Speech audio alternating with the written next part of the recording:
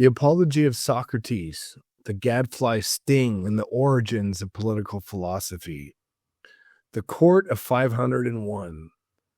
In the suffocating heat of an Athenian summer, beneath the unrelenting sun that beats down upon the Helea, we return to Athens. Our last stop was the royal Stoa, where we watched a young and ambitious religious seer named Euthyphro claim the position of prosecutor on his own father for murder, and then retreat before he could finish a definition of piety that could withstand an hour of questioning.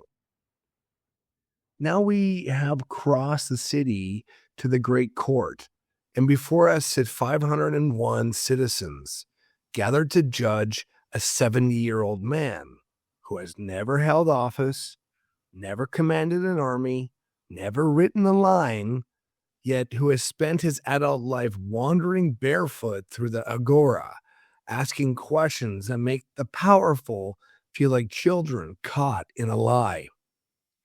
It is the year 399 BC, 5 years since the long walls of Athens were torn down by Spartan victors, 4 years since the bloody interlude of the 30 Tyrants ended in civil war, and 1 year since democracy was restored on a trembling foundation of amnesty and fear. The city is scarred, vengeful, hungry for scapegoats, and here, before this swollen jury, stands Socrates, son of Sophronicus, the stonemason, philosopher by calling, soldier by service, accused of impiety towards the city's gods and corruption of its youth. His prosecutors are three: Meletus, Anytus, and Lycon. The penalty demanded is death. The setting is the Helea, the principal courtroom of Athenian democracy, though the dialogue also evokes the broader judicial atmosphere of the royal Stoa, where religious indictments were processed. The legal procedure is a graphe acibius, a public indictment for impiety tried before a popular court. There is no public prosecutor in the modern sense. Any citizen could bring such a charge. The procedure is binary and brutal. The accuser proposes a penalty, and if the defendant is convicted, he proposes a counter penalty. The jury chooses between them with a second vote. This is not a trial before trained magistrates, but a direct exercise of democratic sovereignty. With 501 ordinary citizens, you got farmers, potters, merchants, veterans of the Peloponnesian War. They act as judges of both fact and law. The atmosphere is not merely legal, but also sacral. Impiety is a crime against the community's covenant with its gods, and the trial is therefore a ritual of purification as much as a judicial proceeding. Socrates stands at the intersection of homicide and heresy, the two domains where the city most fiercely defends its nomoi, its customary laws and sacred order. To comprehend the violence latent in this scene, one must recover the precise historical coordinates. Athens was a polity traumatized by defeat, oligarchic terror, and the fragile restoration of a democracy. The Peloponnesian War had ended in 404 BC, and the Spartan destruction of the Long Walls and the installation of the 30 Tyrants, a junta led by Critias and supported by Spartan bayonets. During their roughly 8-month reign, the 30 executed some 1,500 citizens without trial, confiscated property, and drove thousands into exile. When the democracy was restored in 403 BC, an amnesty was proclaimed, forbidding prosecution for crimes committed under the oligarchy. Except for the amnesty did not prevent the prosecution of Socrates for crimes allegedly committed under the democracy. The restored democracy was jumpy, vengeful, eager to prove its piety and its distance from the taint of Critias and Charmides. Anytus, who had suffered exile under the 30 and returned with the democratic restoration, saw in Socrates the tutor of oligarchs. The charge of corrupting the youth was not abstract. It referred to real young men who had brought disaster upon Athens. Alcibiades, who had betrayed the city first to Sparta and then to Persia. Critias, who had led the reign of terror. Charmides, who had served the junta. The city needed to believe that philosophy, not political ambition, had produced these disasters. Yet this single event has come down through us through two irreconcilable sets of eyes. We possess not one apology, but two, both written by men who knew Socrates, both shaped by the same trial and the same execution, and both presenting a Socrates who seems almost a different species. The first is Plato's, the version that has dominated the Western imagination, and that will occupy the bulk of our attention today. The second is Xenophon, historian, soldier, horseman, and former comrade in arms, who was not present at the trial, but later composed his own account to explain what he took to be Socrates' baffling arrogance in court. The divergence between them is not a minor footnote of antiquarian interest. It opens up the fundamental problem of this lecture. Both men loved Socrates. Both were profoundly marked by his death. Yet they saw him in death as differently as they had seen him in life. And the difference forces us to ask a question that is as much about Plato as it is about his master. When Socrates stands before the jury and speaks words that guarantee his own conviction, whose voice are we really hearing? The voice of the man who died, or the voice of a student who has spent the years since the execution, breathing his own contempt, his own grief, his own polemical fury into the mouth of his condemned teacher? Let us map the two portraits before we proceed. Plato gives us the philosophical sage, the gadfly, the man who declares that the unexamined life is not worth living. His tone is challenging, but true to himself. His defense is a divine mission, authorized by the oracle at Delphi, which declared that no one was wiser. When the jury returns a verdict of guilt, Socrates does not respond with the expected contrition or a plea for exile. Instead, he initially proposes that he deserves the same reward as an Olympic victor, free meals for life in the Prytaneon, the city's public refectory. Knowing he will face death, he systematically rejects other standard penalties. Imprisonment would leave him at the mercy of shifting magistrates, and exile would merely lead to his expulsion from city after city as he continued his mission. Maintaining that he cannot intentionally wrong himself by proposing an evil, like suicide, he eventually offers a fine of 1 mina, and that's all he can personally afford.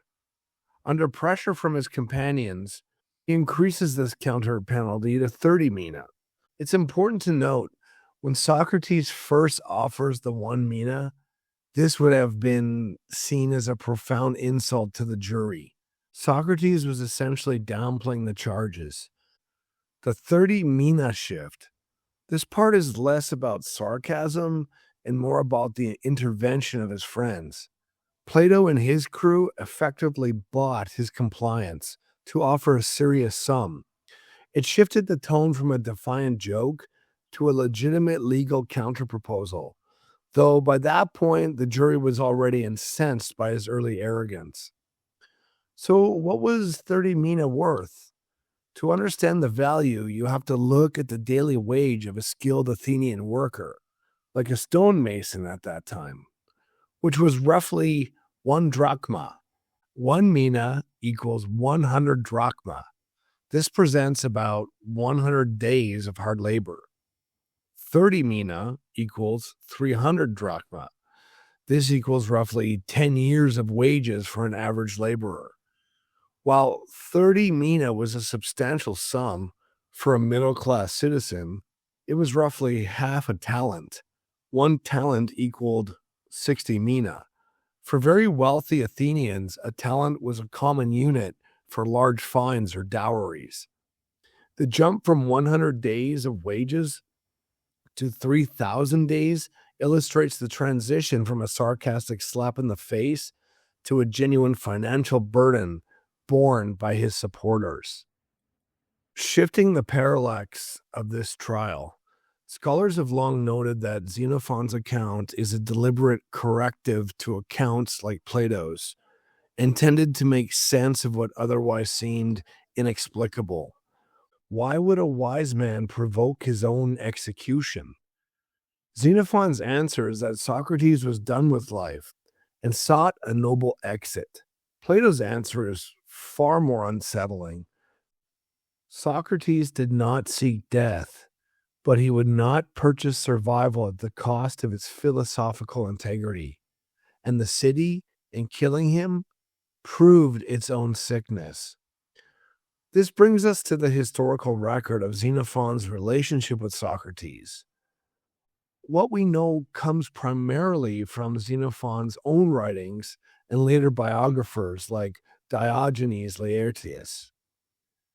Xenophon first encountered Socrates, the story goes, when the philosopher blocked his path in a narrow street and asked him, with that characteristic blend of curiosity and provocation, where a man could buy fine bread and where a man could become noble and good.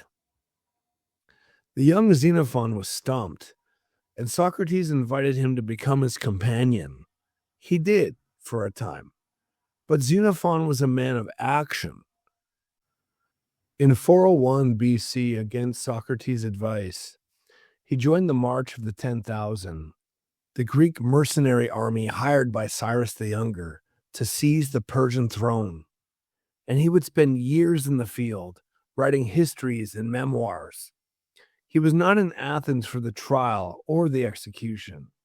While tradition paints him as a devoted disciple, a number of modern scholars argue that he likely was never part of Socrates' inner philosophical circle, that his relationship with the master was one of practical moral instruction rather than dialectical intensity. This would go some way toward explaining why Socrates sounds less like the ironist who dismantles Meletus and more like a seasoned veteran giving his final counsel. The two apologies thus open on to what scholars call the Socratic problem, the difficulty of reconstructing the historical Socrates when the two main witnesses differ so radically in tone, detail, and philosophical ambition. But for our purposes today, the problem is not merely historical, it is literary and political. Because the Socrates we will spend the next hour examining, the Socrates of Plato's Apology, is not a neutral transcript. He is a figure crafted by a man who was roughly 28 years old when the hemlock was drunk. A young aristocrat who had watched his city execute the one person he believed to be truly just.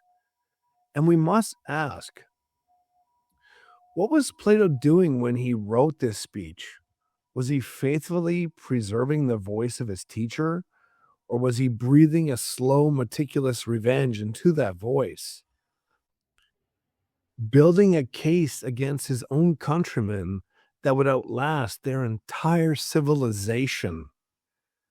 When we earlier encountered Socrates across the early dialogues, the Ion, the Euthyphro, we noted a persistent tone that can only be described as a kind of contemptuous benevolence. He is condescending, though he masks it with professions of ignorance. He is cynical about the intellectual honesty of his peers, though he calls his cynicism a service to the god. And one has to wonder, is this the character of a man who was put to death for asking too many questions? Or is this the character as reshaped by a student who spent decades nursing a wound that would not close? In the Apology, Plato may be doing something extraordinary, using the trial speech not only to vindicate philosophy, but to indicate the city that murdered it, to write a polemic so artful that Athens has never fully recovered from that accusation. We would do well to keep this possibility before us as we turn now to the speech itself. The text we were about to examine may be the truest defense of Socrates ever composed, or it may be the most devastating act of literary revenge in the Western tradition. Most likely, it is both. We ended the last section with a suspicion that Plato may be breathing his own contempt and his own grief into the mouth of his condemned teacher. But I have something else I want to tell you. What if the Apology, the speech we are about to examine, is not the only defense Plato ever composed? What if the entire Republic, that massive city-building, soul-dividing masterpiece of the Middle Dialogues, is itself the real defense of Socrates, the one that actually succeeds where the courtroom speech necessarily fails? This is the provocative thesis advanced by Alan Bloom in his interpretive essays on the Republic, and it illuminates the very ground we now stand on. Bloom asks us to notice something fundamental about the two works, something that radically alters our understanding of what it means to defend a philosopher. In the Apology, Socrates confronts a large, hostile audience of ordinary citizens who have no patience for dialectic and who are bound by the defective laws of Athens. This setting is not a garden or a private home, but a law court where time is limited and death is the penalty. Under these conditions, Socrates cannot define justice. He can only gesture towards it. He cannot demonstrate the full architecture of the philosophic life. He can only offer a sketch, a silhouette partially visible through the heat of his own impending execution. The Apology makes no systematic attempt to say what justice is. It says what Socrates has done. It recounts his deeds, his daemon, his refusal to obey illegal orders, his care for the souls of his fellow citizens. But it never delivers that definition that would prove, beyond the shadow of a customary prejudice, that the philosopher is the most just person in the city. The Republic does exactly that. It undertakes what Bloom calls a science of being, a full-scale inquiry into the nature of justice, the structure of the soul, and the form of the good that makes justice intelligible. It does so not under legal compulsion, but under a different, gentler form of pressure.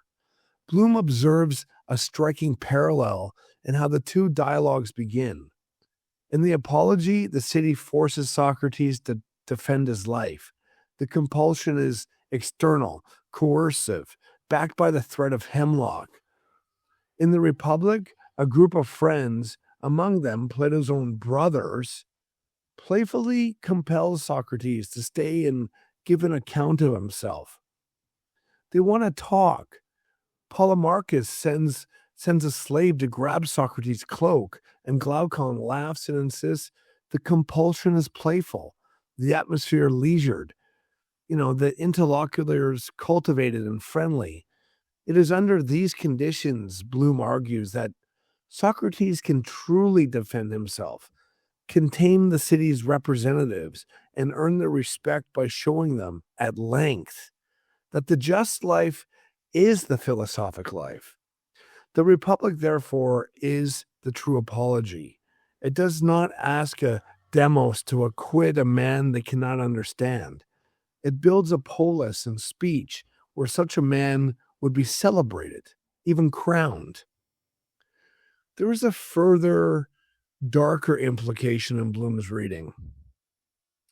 The Republic, he suggests, tacitly admits that Socrates is guilty, according to the standards of an actual city.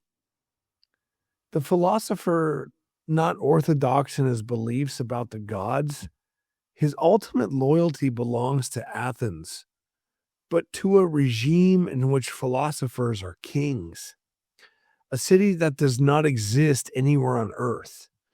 If the apology is a defense addressed to an actual jury that cannot possibly acquit, the Republic is a pardon addressed to eternity, a demonstration that the philosopher's subversion is justified by a higher, rational concerns that the city cannot comprehend, but the careful reader over centuries might gradually absorb.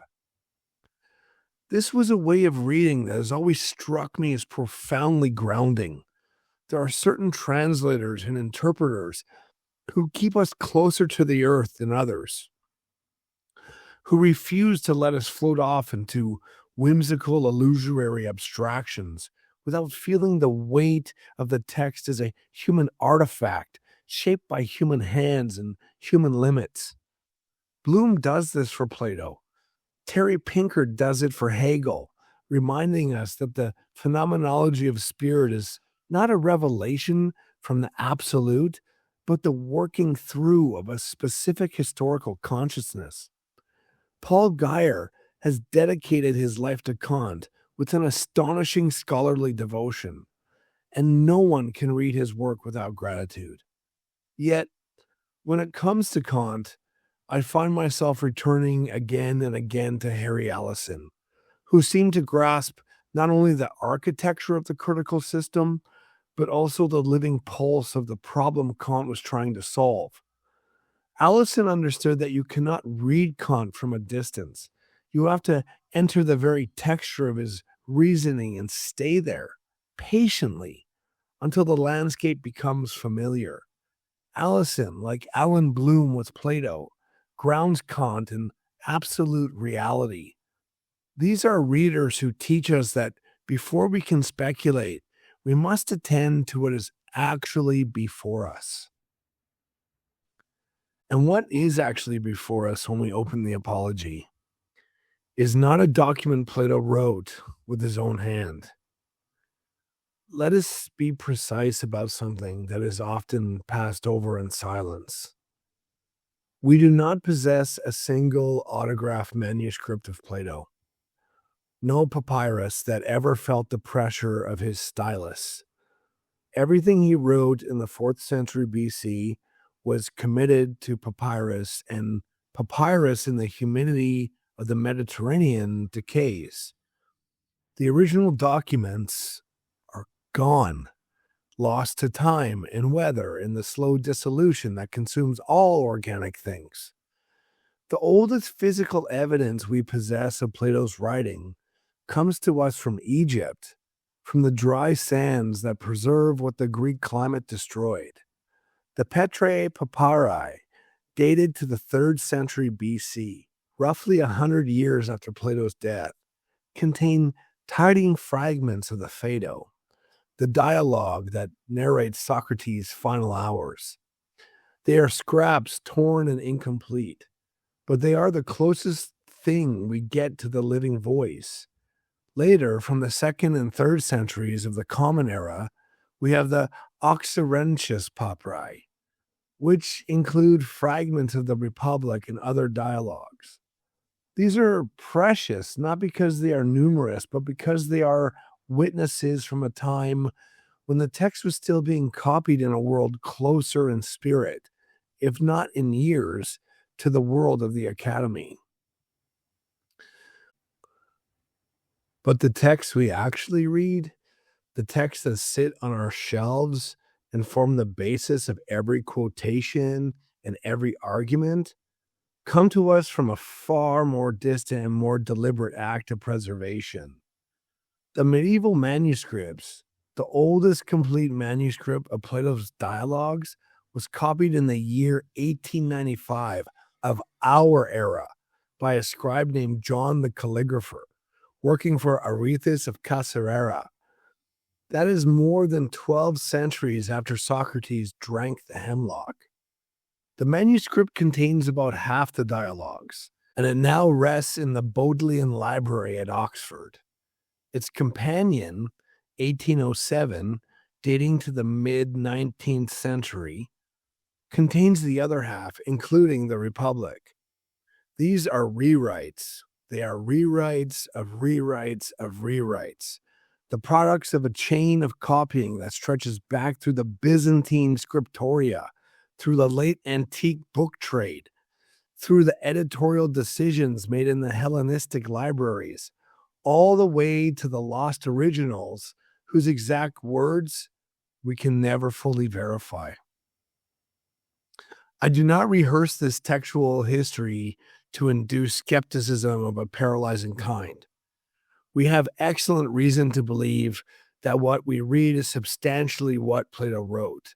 The convergence of independent manuscript traditions, the quotations preserved in the ancient authors, the papyrus fragments that confirm the medieval copies at crucial points, all of this gives us a text that is, by the standards of classical literature, remarkably secure.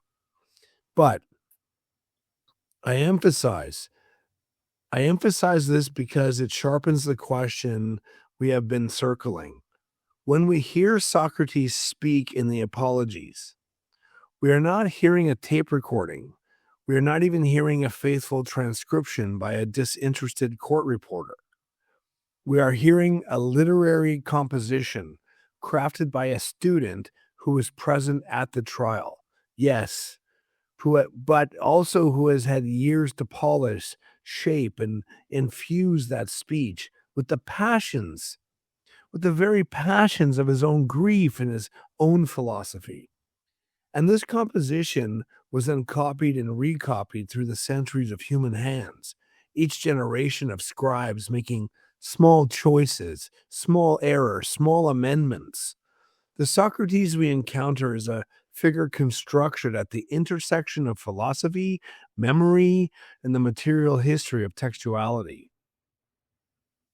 This awareness, far from undermining the apology, makes it more urgently interesting because it forces us to read with double vision, attending to the words on the page as if they were the very words Socrates spoke, and simultaneously attending to the hand of Plato, the hands of the scribes, that have shaped those words into the form we inherit. The drama of the trial is also a drama of its retelling. And speaking of drama, let us now return to the cast of characters who populate that retelling. To understand what is at stake in the Apology, we need to know who stands opposite Socrates, who sits in judgment, and who watches from the shadows. The city is far more than a backdrop. It is an actor in its own right, and each of its representatives has a face, a history, and a grievance. The accusers and the accused. A drama of generations and classes. The Apology presents a crowded stage for the entire Athenian demos, is present as character and chorus. Yet the named actors are few, and their social identities are precise. Meletus, the official accuser. He is a young and relatively unknown, a poet prosecuting on behalf of the poets. In the text, Socrates describes him with the physiognomic detail that he has straight hair and a scanty beard, marking him as a man barely past adolescence. His hooked nose suggesting the predatory ambition of a youth who has chose in his first public act the destruction of a famous elder. Anytus, the real power behind the indictment, is older, wealthier, a tanner who has risen to democratic prominence. He appears as an interlocutor in Plato's Meno, where his hostility to the sophists and to Socratic inquiry is already visible.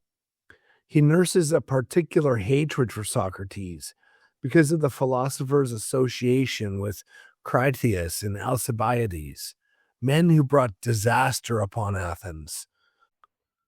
The third man is Lycon, and he speaks for the rhetoricians, completing the triad of cultural interests, poetry, politics, persuasion, that Socrates has offended. Together, they represent not merely personal enmity, but the structural hostility of the city toward the philosopher. The jury itself is a character, 501 ordinary citizens, many of whom have been poisoned against Socrates since childhood by the old accusers. The shadowy multitude whose slanders were given comic form by Aristophanes in the clouds, produced in 423 BC. There, Socrates was depicted swinging in a basket, measuring the distance of a flea's jump, worshipping clouds instead of Zeus, a caricature that has sunk into the Athenian imagination, like a stain that 24 years of philosophical conversion could not wash away. Socrates stands at the center, 70 years old, his Selenic face weathered by the decades. He is barefoot, poor by deliberate choice, supported by a small circle of friends who will later pledge 30 minae for his fine. His voice, as Plato reconstructs it, is neither arrogant nor humble, but ironically detached, urgently serious, propelled by what he calls his daimonion, that inner divine sign which has guided him away from the wrong action throughout his life and which, crucially, remains silent throughout the trial, as if approving his path toward the penalty. Chariaphon, Socrates' impulsive disciple who journeyed to Delphi to ask the oracle whether any man was wiser, is dead. But his brother stands present as witness to the Pythia's reply. Crito, the wealthy loyal friend, is here. Critobulus, his son, Apollodorus, Adeimantus, Plato's brother, and Plato himself, the young aristocrat of roughly 28 years, who will write this speech and whose name Socrates casually drops among those guaranteeing the fine at 38b.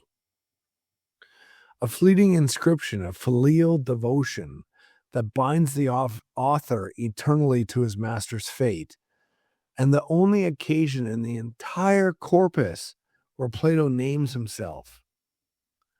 Beyond the living, mythic, and historical figures haunt the courtroom, Achilles, son of Thetis, is summoned as the paradigm of the man who chooses death before dishonor.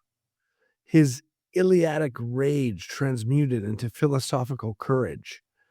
The generals of Arginsua, illegally tried as a group in 406 BC after winning a naval battle, but failing to recover the dead, stand as witnesses to Socrates' solitary refusal on the council to participate in injustice. Leon of Salamis, whom Socrates alone refused to arrest under the 30 Tyrants, testifies from the grave to the philosopher's fidelity to law over terror. These are not decorative allusions. They are the genealogy of Socrates' moral authority, the lineage of resistance that invokes against the city's claim to judge him. The oracle and the invention of human wisdom. The Apology is universally regarded as the most historically grounded of Plato's works. the one closest to the actual presence of the historical Socrates. Yet it is simultaneously a work of artful construction. Plato wrote it after the execution, transforming personal catastrophe into universal testament. In the ancient arrangement of Thrasyllus, it stands in the first tetralogy alongside the Euthyphro, Crito, and Phaedo, the four dialogues of Socrates' final days. But in our chronological order, it arrives in the accumulation of the early Socratic period, the moment when the Elenchus that dismantled Ion and Euthyphro turns up upon the city itself and finds it in wanting. The speech begins not with the recent indictment, but with ancient slanders. Socrates distinguishes between truth and rhetoric. His accusers speak persuasively, but he will speak plainly as truth permits. He identifies the true source of his peril, not in Meletus's recent charges, but in the decades of prejudice that have portrayed him as a natural philosopher who investigates things beneath the earth and in the sky, as a sophist who charges fees for teaching verbal trickery, as an atheist who disbelieves in the city's gods. Against this accumulated poison, he places the Delphic Oracle. Delivered through Chaerephon, his friend, we are told, went to Delphi and asked the Pythia whether anyone was wiser than Socrates, and the priestess replied that no one was wiser. Socrates' interpretation of this riddle becomes the origin story of his philosophical mission. He tells the jury that he was aware of being wise in nothing great or small, and he refused to believe the god could lie.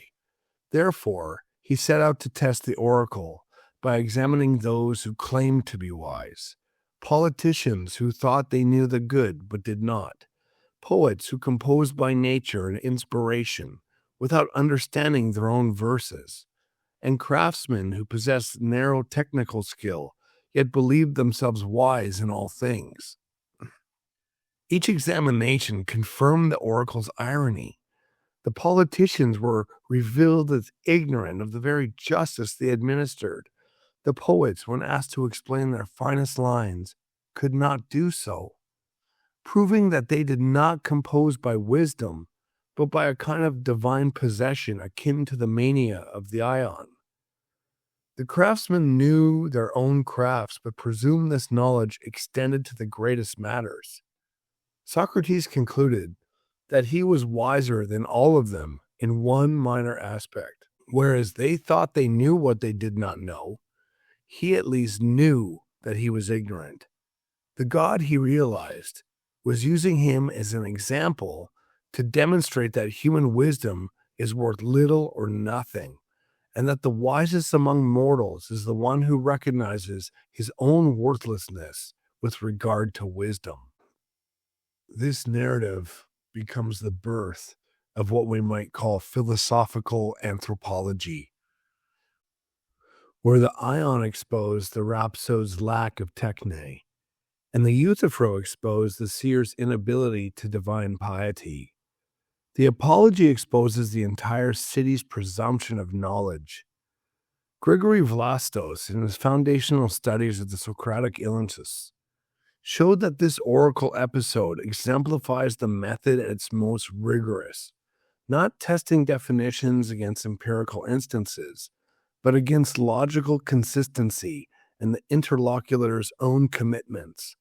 Mark McFerrin, in The Religion of Socrates, argues that the dialogue reveals Socrates' positive theology, the philosopher's commitment to rational examination is itself a pious service to Apollo, more holy than any ritual prosecution. Charles Kahn, in his magisterial study of the early dialogues, situates the Apology within the group of works where Plato still wears the Socratic mask, yet notes that the demand for universal definitions is already shaping the material toward the metaphysical concerns that will dominate the middle period. Richard Crowd's opening chapter in the Cambridge Companion to Plato establishes these early works as the most faithful reproduction of historical Socratic practice, while tracing how the themes of divine mission and rational examination prepare the ground for the Republic's systematic metaphysics. The Apology is predominantly a speech, but it is not a monologue. It contains dialectical exchanges, most notably the sustained elenchus of Meletus from 24c to 28a, where Socrates demonstrates the forensic rhetoric can become philosophical examination without collapsing into sophistic trickery. Meletus has laid two charges: that Socrates corrupts the youth, and that he does not believe in the gods of the city, but introduces new divinities. Socrates begins with the charge of corruption. Does Meletus show any care for the education of the young? If so, why has he not instructed Socrates privately rather than bringing him to court? Does Socrates corrupt intentionally or unintentionally? If intentionally, why would he corrupt his own associates, knowing that the corrupted eventually harm the corruptors? No one willingly chooses to be harmed by his own companions. Therefore, if Socrates corrupts, he does so unintentionally, and unintentional wrongdoing deserves private instruction and rebuke, not public prosecution. The logic is devastating in its simplicity. It exposes the charge not merely as false, but as carelessly constructed, the work of a man who has not thought about his own indictment. The charges of impiety collapses under similar scrutiny. Meletus claims that Socrates is an atheist who believes in no gods whatsoever. Yet he also claims that Socrates believes in novel divine forces, daimonia. Socrates forces Meletus to admit that he believes in divine matters. But to believe in divine matters is necessarily to believe in divinities, and divinities are either gods or the children of gods. Therefore, Meletus has contradicted himself. He accuses Socrates of atheism while admitting that Socrates believes in gods or their offspring. Socrates drives the point home with the analogy of the mule. To believe in mules is to believe in horses and asses. To believe in daimonia is to believe in gods. The cross-examination is not merely a logical victory. It is a demonstration that the city's representative cannot give a coherent account of the crime he alleges. Where the Euthyphro showed that a religious expert could not define piety, the Apology shows that a legal accuser cannot define impiety. The city that would execute Socrates for corrupting religion cannot itself articulate what religion requires. Socrates further distances himself from the two groups with whom he is most often confused. He denies being a natural philosopher in the manner of Anaxagoras of Clazonomy, who called the sun a stone and the moon earth, and whose books were available in the marketplace for a drachma. Denies being a sophist like Gorgias, Prodicus, Hippias, who travel from city to city charging fees to teach virtue and guaranteeing success. Socrates points to his poverty as proof against the sophistic charge. He has never taken money. He has no students in the commercial sense. His conversations are not lessons, but examinations, and his poverty is the material sign of his freedom from the corrupting need to please a paying audience. The gadfly and the daimonion.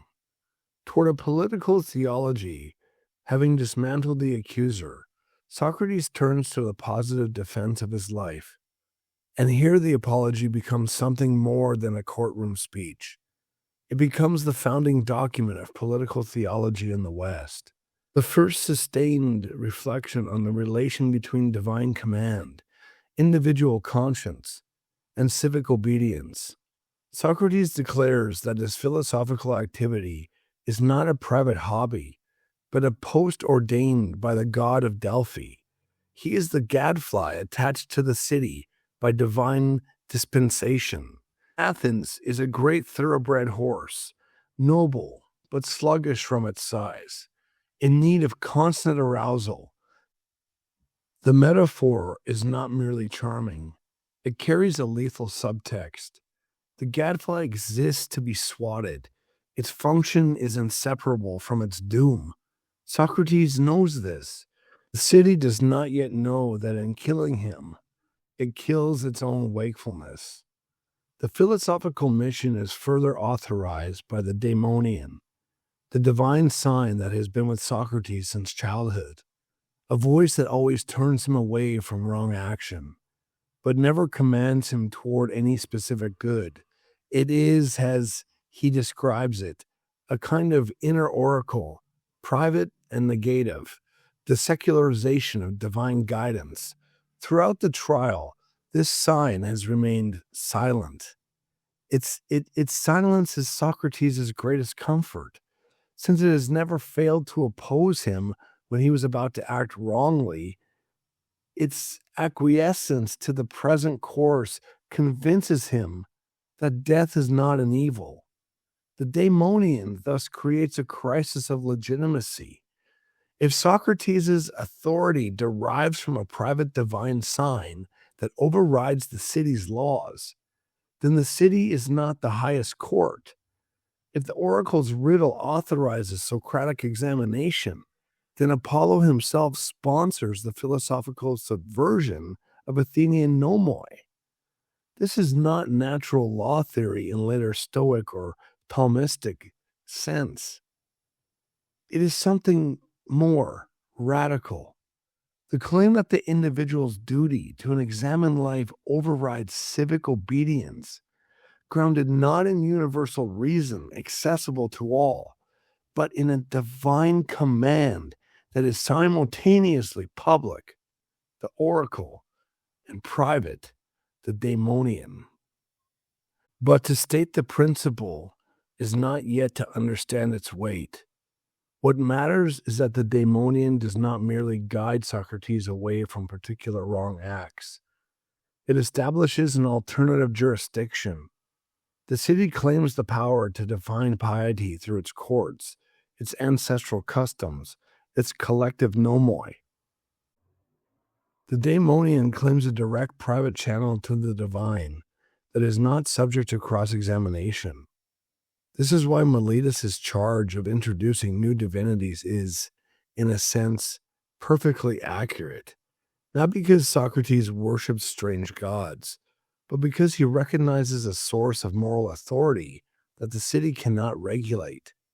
His civil disobedience, if we may call it that, is not grounded in a written constitution or in natural law accessible to universal reason.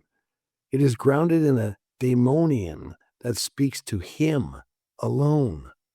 The city hears only silence when he hears a prohibition, and the asymmetry is unbridgeable. Socrates reinforces this autonomy through the most visible gesture of the trial's closing phase, his refusal to perform the rituals of supplication that Athenian defendants routinely deployed. He will not parade his children before the jury to weep. He will not bring his wife to tear her garments and wail.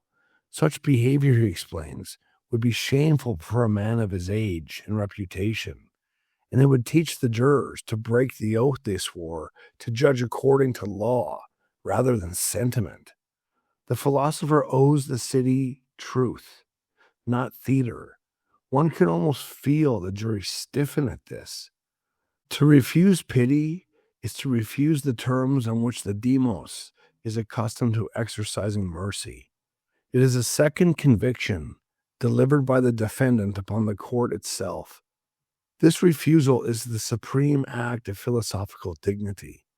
The insistence that the forensic rhetoric must be subordinated to dialectical truth, even when the cost is death. This thesis illuminates the structural paradox at the heart of the text. The philosopher cannot defend himself before the city without ceasing to be a philosopher. because the city's criteria of persuasion, emotional appeal, majority vote, ancestral custom are precisely what philosophy interrogates. To beg for mercy would be to acknowledge the jury's moral authority. To propose exile would be to accept the city's right to banish truth. To propose imprisonment would be to accept the city's power to confine thought. Only the proposal of honor in the Prytanean maintains philosophical integrity, and it guarantees death. The Apology is therefore the first document of what we might call the tragedy of philosophical politics, the discovery that the just philosopher must necessarily be condemned by the unjust city, and that his condemnation is the proof of his justice. Death, dreamless sleep, and the examined life. Addressing those who voted for his death, Socrates prophesies that his execution will bring harsher critics upon them. He has restrained young men who now, freed from his moderating presence, will speak more sharply and severely. The city has not silenced philosophy. It is merely ensured that philosophy will return in a more uncompromising form. To those who acquitted him, he offers a meditation that has defined Western attitudes toward mortality for 2 millennia. Death is one of two things. Either it is a dreamless sleep, a nothingness in which the dead have no awareness. And if so, it is a wonderful boon, for even the greatest king has known no night more pleasant than a night of perfect sleep. Or it is a relocation to Hades, in which case it offers what Athens denied: the company of true judges like Minos and Rhadamanthus, and the opportunity to examine Orpheus, Homer, Ajax, and Odysseus without fear of death. The daimion's silence throughout the proceedings confirm that death is no evil. The philosopher has been practicing death all his life, separating the soul from the body's fears and desires, and the trial is merely the culmination of that practice. At the climax of speech, Socrates utters the sentence that has become the motto of philosophical existence: the unexamined life is not worth living for a human being. This is not a preference. It is a metaphysical claim. Existence without self-scrutiny is not human existence. It is the life of the polis in its unreflective mode, the life of the juror who votes by prejudice, the life of the poet who repeats ancestral formulas, the life of the politician who pursues power without asking what power is for. The philosopher's death proves that the city cannot tolerate the examined life, and the philosopher's willingness to die proves that the examined life is worth more than the city itself. The speech ends with one of the most devastating sentences ever composed: the hour of departure has arrived, and we go our ways, I to die, and you to live. Which is better? God only knows. Socrates leaves the court alive. The hemlock is not yet present. It waits in the prison of the Crito and the Phaedo, but the verdict has been rendered, and the philosopher walks towards his death with the serenity of a man who has already practiced it. The canonical quarrel and the unresolved crisis. The Apology has generated a scholarly literature that is inseparable from the history of Western self-understanding. and any serious engagement must situate itself within that quarrel. Leo Strauss saw this text as the very portal to the Platonic cosmos, thrusting us into the theological political problem, the irreconcilable tension between reason's solitary quest and revelation's communal authority, between the philosopher's loyalty to truth and the city's need for bringing binding myths. Strauss read the text with esoteric care, noting that Socrates' public profession of ignorance masks a deeper knowledge, and that his prudent rhetoric, his refusal to parade his family, his ironic proposal of free meals, preserves the possibility of philosophy in a hostile environment. Thomas Pangle, extending this lineage, emphasizes that Plato's dramatic art aims to arouse perplexed critical thinking in the reader, forcing us to confront the fullness of the Socratic life, not as triumphant science, but as questionable, daimon-guided provocation. Then there is Nietzsche, who approaches the text with the fury of a man watching his beloved culture commit suicide. In The Birth of Tragedy, Nietzsche identified that it was Socratic optimistic rationalism that killed Attic tragedy, the faith that thought can reach the abyss and that knowledge alone can heal the wound of existence. In Twilight of the Idols, in the chapter titled The Problem of Socrates, Nietzsche paints the philosopher as ugly, plebeian, a buffoon whose dialectic was a weapon of the weak against the noble, whose equation of virtue with knowledge was a life-denying error, and whose death, a voluntary drinking of hemlock, was the final triumph of a diseased rationalism over the instincts. In The Gay Science, Nietzsche meditated on the dying Socrates, marveling that a man who had lived as a soldier and a dancer should die as a sage, and wondering whether the sacrifice of the hero had been transformed into a dialectical event. For Nietzsche, the apology is the confession of a civilization's decline, the moment when Greece turned from the tragic wisdom of Silenus to the Socratic delusion that reason makes life worth living. Soren Kierkegaard, in The Concept of Irony, found in Socrates the master of infinite negative capability, the ironist who destroyed established order when establishing a new one, whose negativity was the necessary clearing of the ground for authentic subjectivity. While Kierkegaard's knight of infinite resignation and fear and trembling is a different figure, the Socratic ironist remains the prototype for the modern thinker who must negate before he can affirm.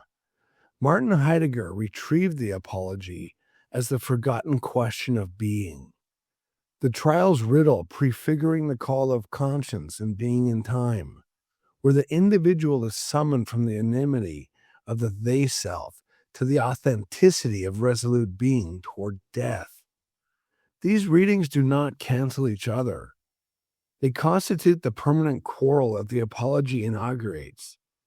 Alan Bloom and Strauss defend Socrates as the founder of political philosophy, the man who showed that the city must be philosophically reformed if it is to stop murdering its best citizens.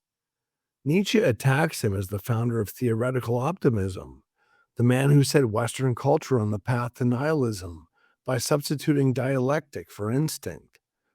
Between these poles, every modern reader must choose or refuse to choose. The apology leaves us with a question that no subsequent philosophy has ever resolved. Can the city ever tolerate philosophy, or must the philosopher always die? Socrates has argued that he is the city's greatest benefactor, yet the city has voted to kill him.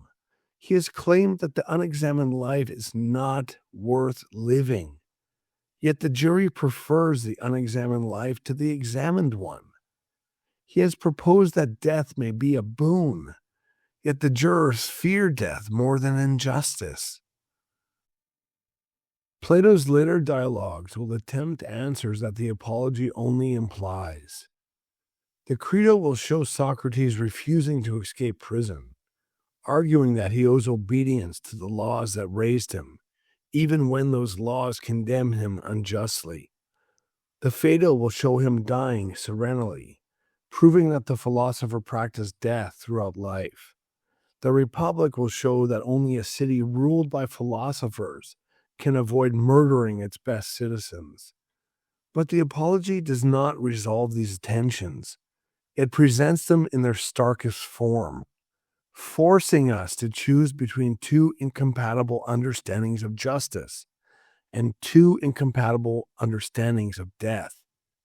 The text that records Socrates' choice is itself a work of relentless techne, a demonstration of what it means to subject even one's own execution to rational scrutiny.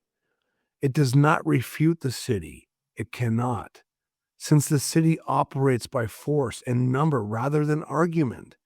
But it shows what the city is not. It is not wise, not just, and not even fully awake. The philosopher's death becomes the standard by which the city is judged and found wanting. The gadfly has been swatted, but the horse remains sluggish, and the sting persists unending through the centuries. Well, that's it for my investigation, but before I go, I want to walk you through the actual book of Apology, and we'll do that by the Stephanus reference content summary. 17a through 18a, the plain-speaking foreigner. Socrates opens by explicitly stating that he is 70 years old, and that this is his first time appearing in a court of law. He draws a sharp contrast between his accusers' polished, persuasive rhetoric and his own plain speech. Because he has no experience of the law courts, he asks the jurors to treat him as if they were a foreigner who speaks his own native dialect, to judge him not on the style of his oratory, but solely on the justice of his case. The old accusations in the Oracle, 18a through 24b. Before confronting the formal charges, Socrates identifies a more dangerous enemy, the old accusers, who over many years have slandered him as a natural philosopher and a fee-charging sophist. He explicitly denies both labels. The caricature in Aristophanes' Clouds is singled out, and Socrates refutes it by noting the strange doctrines of Anaxagoras. For instance, that the sun is a stone, can be bought in the marketplace for a drachma at most. It is therefore absurd to attribute such purchasable doctrines to him. The origin of his peculiar way of life is then traced to Chaerephon's visit to the Delphic Oracle. The god declared that no one was wiser than Socrates. To test the divine utterance, Socrates examined three groups: politicians, poets, and craftsmen. Through these encounters, he discovered that human wisdom is of little or no worth. True wisdom consists in knowing that one knows nothing. This sharp line between Socrates' human wisdom, knowing his ignorance, and a greater than human wisdom, which he does not claim to possess, is fundamental to everything that follows. The new accusers, the cross-examination of Meletus, 24b through 28a. With the old prejudices laid bare, Socrates turns to the sworn indictment. The text explicitly identifies Meletus, Anytus, and Lycon as the three primary accusers. Through a methodological cross-examination of Meletus, Socrates dismantles both parts of the charge. The charge of corrupting the young is dispatched first. Meletus is forced to admit that everybody else in Athens improves the young, while Socrates alone corrupts them. Socrates deploys an analogy with horse trainers. Only a few specialists benefit horses, while most people harm them. The absurdity of Meletus's position becomes manifest. The charge of impiety then collapses under its own weight. Socrates traps Meletus into asserting both that Socrates is an atheist, he believes in no gods at all, and that he teaches belief in daimonia, the divine or spiritual things. The contradiction is inescapable. The one who believes in daimonia necessarily believes in daemons, and daemons are either gods or children of gods. Thus, Socrates cannot be an atheist. Justice over death. Achilles, the gadfly, and civil disobedience. 28b, 32a. Socrates now gives an impassioned defense of his lifelong commitment to justice over the fear of death. He invokes Achilles as a heroic model of one who would rather die than live in dishonor.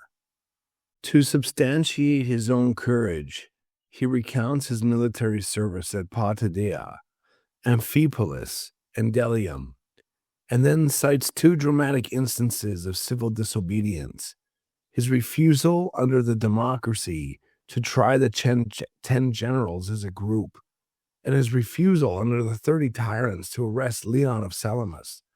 He declares himself the god's gadfly, stinging the great and noble but sluggish horse that is Athens. He also notes that his customary divine sign, his daimonion, has resigned silent throughout the trial, a silence he interprets as divine approval of his defense. Private life, witnesses, and refusal to beg. 32a to 35d. Socrates calls a host of named witnesses who are present in court and whose family members are associated with him: Critobulus, Lysanias, Antiphon, Nicostratus, Adimantus, and Apollodorus. Their very presence is a living refutation of the charge that he has corrupted those closest to him. Then he refuses to employ the customary emotional appeals, weeping wives and children, declaring such theater both dishonorable to himself and unjust to the juror's oath. Here the study guide distinction between attending to oneself and attending to what belongs to oneself, possessions, reputation, even the body, comes into sharp relief. Socrates has spent his life urging his fellow citizens to care for themselves, not their belongings, and he will not now betray that principle by begging for his life. Conviction and counterpenalty. 35e through 38b. Convicted by a narrow margin, Socrates must propose a penalty. True to his conviction that he is a public benefactor, he first suggests the fitting reward of free meals in the Prytaneum, an honor reserved for Olympic victors. After the jury's predictable reaction, he seriously considers and dismisses imprisonment, a fine coupled with a ban on speaking. The unexamined life is not worth living, and exile. He acknowledges that he has no money, so he initially proposes a fine of 1 mina of silver, which, as he frankly states, is all he can afford. At the urging of his friends, however, he revises this to 30 minae, guaranteed by PLATO, Critobulus, and Apollodorus. Prophecy to the condemners, 38c to 39e. After the death sentence is pronounced, Socrates turns to those who voted against him with a solemn prophecy. His execution, he warns, will not silence criticism of the city. It will unleash harsher and younger critics whom he, the restraining gadfly, has so far held in check. Here he deploys a memorable metaphor. He is old and he is slow, caught by the slower runner, death. His accusers, sharp and quick, have been caught by the faster runner, wickedness. The metaphor encapsulates his conviction that moral speed is measured not by haste, but by ultimate outcomes. Final address to those who voted for his acquittal, 40a through 42a. To his supporters, Socrates speaks gently on the nature of death and the soul. Once again, he invokes the silence of his daimonion throughout the day's proceedings as proof that what has happened is no evil. Death, he argues, must be one of two things: either a dreamless, unconscious sleep, which is a profound gain, or a journey to Hades, where one may converse with just judges and the heroes of old, an unending opportunity to continue the examined life. In his very last public words, he gives a charge that reflects the deep Socratic concern with the self over belongings. He asks the jurors to punish and censure his sons when they grow up, if they care for money or status more than they care for excellence. His final sentence, which I'll quote again: "The hour of departure has arrived, and we go our ways. I to die, and you to live. Which is better, God only knows." Holds open to the very end the epistemological modesty that defines his human wisdom. And finally, the distinction noted in the study guide between Socrates' conception of his own wisdom and the logical problem explored in dialogues like Charmides is worth emphasizing. In Charmides, Socrates identifies a difficulty with defining sound-mindedness as knowledge of knowledge, such a second-order knowledge. While it may enable one to know what one knows and does not know, might provide no practical benefit on its own. It cannot tell one what is good. In the Apology, Socrates' human wisdom is precisely this knowing of his own ignorance. He never claims that this knowledge alone makes one happy or virtuous. It is merely the necessary starting point. The awareness that one must seek the good rather than the belongings, that one must live an examined life. That is the Socratic thread that runs from the oracle to death.